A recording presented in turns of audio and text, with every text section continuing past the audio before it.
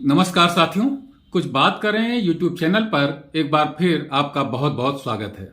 महाभारत के उद्योग पर्व का हिस्सा है विदुर नीति। इसमें विदुर जी धृतराष्ट्र को उपदेश देते हुए बहुत सी महत्वपूर्ण बातें उनको बताते हैं।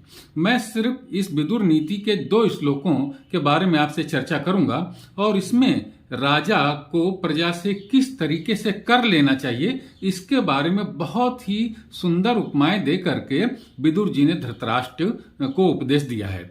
विदुर जी कहते हैं कि जिस तरीके से भौरा फूलों को बिना क्षति पहुंचाए उनसे मधु ग्रहण कर लेता है, यानी उनका रस ग्रहण कर लेता है, और फूल की ना तो महक पर असर पड़ता है ना उसके रंग पर असर पड़ता है, इसी तरीके से राजा को चाहिए कि प्रजा से कर ले।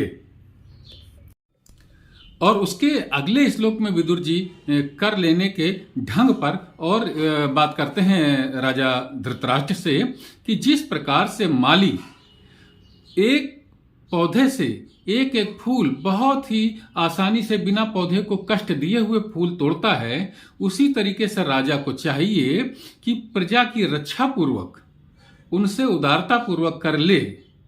कोयला बनाने वाले की तरीके से पौधे और वृक्ष की जड़ ही न काट डाले।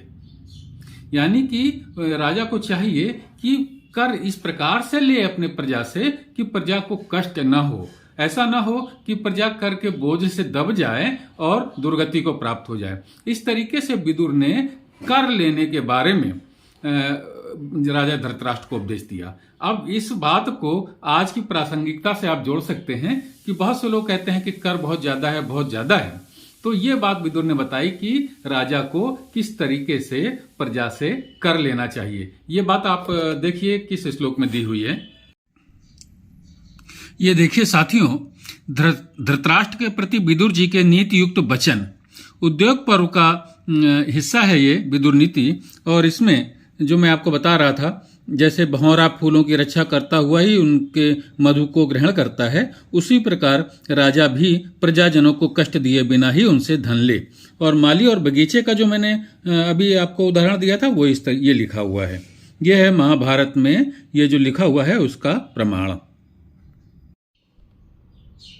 तो देखा साथियों आपने, महाभारत में बार बार कहता हूं कि बहुत ही उपयोगी ग्रंथ है।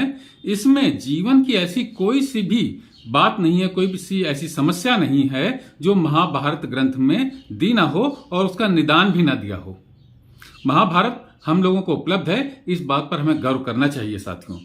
तो साथियों, आज की अगर ये चर्चा आपको पसंद आई हो तो कुछ बात करें नामक इस यूट्यूब चैनल को लाइक कीजिए, सब्सक्राइब ना किया हो तो सब्सक्राइब कीजिए।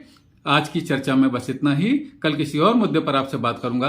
तब तक के लिए जय हिंद, नमस्कार, वंदे मातरम।